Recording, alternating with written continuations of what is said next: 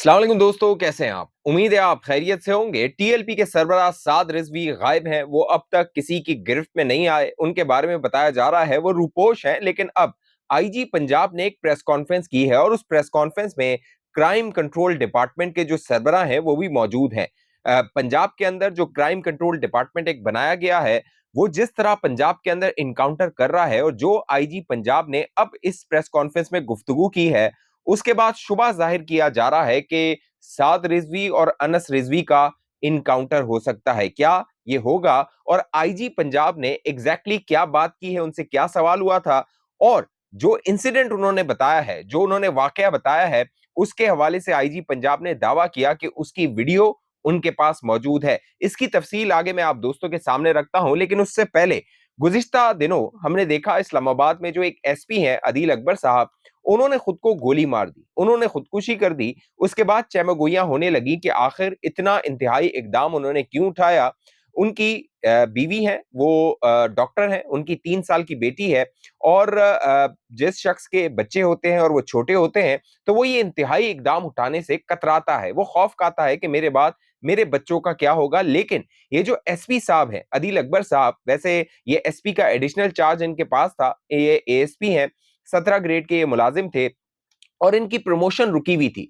अब जब ये वाकया पेश आया तकरीबन जुमेरात के रोज शाम 4:30 बजे के करीब उनको एक कॉल आई थी। उस कॉल के बारे में जब दरियाफ्त किया गया आईजी अली नासिर रिजवी साहब से, तो उन्होंने कहा इसकी तहकीकात की जा रही है। लेकिन अब जो खबर सामने आई है वो उनकी कॉल थी एस्टेब्लिशमेंट डिवीजन में किसी एक अफसर के से, और वो अपनी प्रमोशन के हवाले से जो मामला चल रहे थे उस पर गुफ्तगू कर रहे थे। अचानक ये कॉल कटती है। फिर वो अपने जो मातहत उनके साथ थे उनसे वो गन लेते हैं, उनको कहते हैं कि असला कौन सा है, वो उनको बताया जाता है कि एसएमजी है। वो एसएमजी उनसे लेते हैं और खुद को गोली मार देते हैं। जब वो उन खुद को गोली मारते हैं तो एक ऑडियो चलती है जो कि वायरलेस होता है, उसमें ऑडियो घुमाई जाती है और वायरलेस पे कहा जाता है कि गाजी आइनाइंग ने गन लेके अपने आप को गोली मार दी है। अब गाजी जो वहां का एसपी होता है उसको कहा जाता है, जो जिम्मेदार होता है उसको कहा जाता है। ये ऑडियो सर्कुलेट करती है और ये ऑडियो मंजर-ए-आम पर भी आ गई है।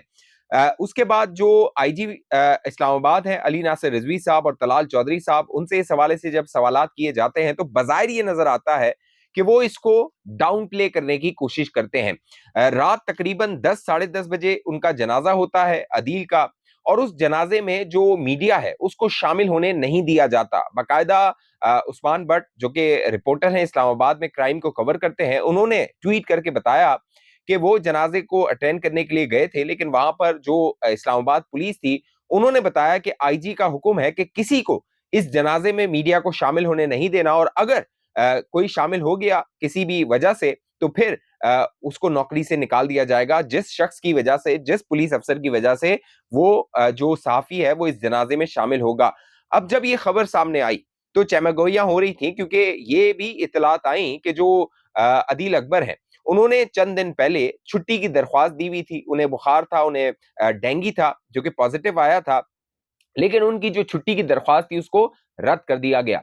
इससे कबल ये जो अदील साहब हैं, ये एसपी साहब हैं, ये कश्मीर में, आपको याद होगा चंद दिन पहले कश्मीर में मामलात खराब थे, वहां पर चंद मुजाहरे हो रहे थे, तो इनको वहां भेजा गया था। 10 दिन उन्होंने वहां गुजारे थे। इससे पहले ये तुर्बत में, क्वेटा में, बलूचिस्तान में सर्व कर चुके थे और बलूचिस्तान के अंदर एक इंक्वायरी के बारे में बताया जाता है, इनके खिलाफ महकमाना इंक्वायरी हो रही थी और उसमें बाद में इन्हें क्लियर कर दिया गया था।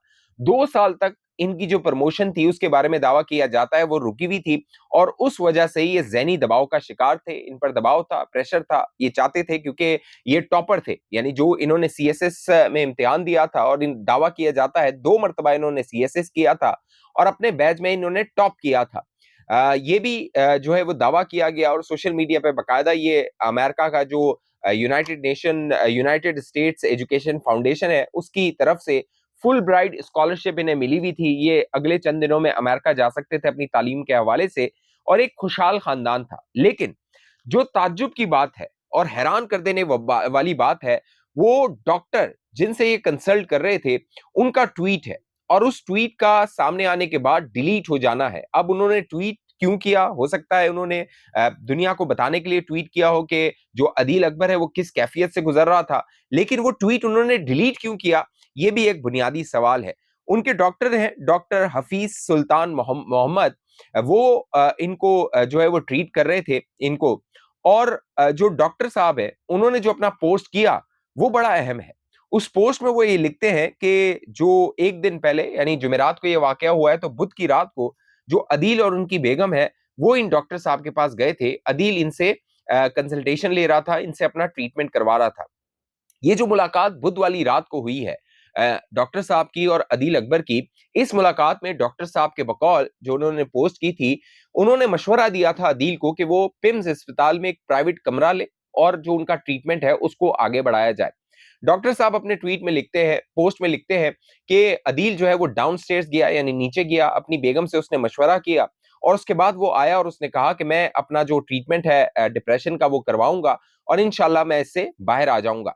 उसके बाद वो ये लिखते हैं कि जो अदील है उसकी फैमिली को मैंने ये मशवरा दिया, मुमकिन है उनकी वाइफ को ये मशवरा दिया था कि जो वेपन है, जो असला है वो अदील से दूर रखा जाए, जो ब्लेड्स हैं उनसे ऐसा ना हो कि वो अपने आप को नुकसान पहुंचाए, लिहाजा उनको दूर रखा जाए।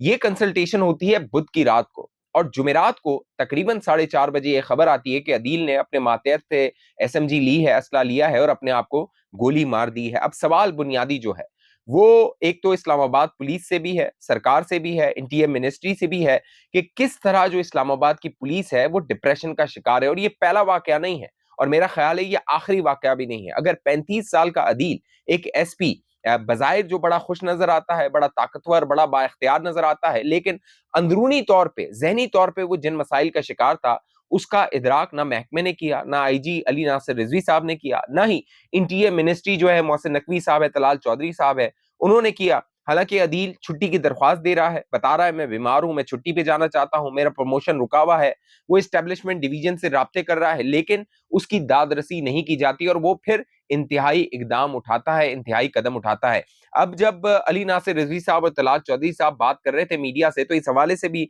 बात हुई थी कि जो पुलिस अफसरान है क्या उनका मेडिकल सर्टिफिकेट नहीं होता, उनका चेकअप नहीं होता, क्या माहाना या 3 माह 6 माह में क्वार्टरली या जो है वो 6 माह के बाद क्या उनका चेकअप नहीं किया जाता कि उनकी ज़हनी कैफियत जांची जाए कि वो किस कैफियत से गुजर रहे हैं, किस तकलीफ से गुजर रहे हैं। उनसे 12-12 16-16 घंटे काम करवाया जाता है और उनकी नींद पूरी नहीं होती और फिर वो जो कुछ मामला होता है वो अदील की सूरत हमारे सामने आया है। तो ये लम्हे फिक्रिया है हमारे लिए भी और हमारी इंतजामिया के लिए भी। एक और जो खबर है वो भी बड़ी अहम है, वो है साद रिजवी के हवाले से। अब साद रिजवी और जो टीएलपी है वो टीएलपी को तो बैन कर दिया गया है, लेकिन साद रिजवी के वेयर अबाउट्स कहां पर हैं?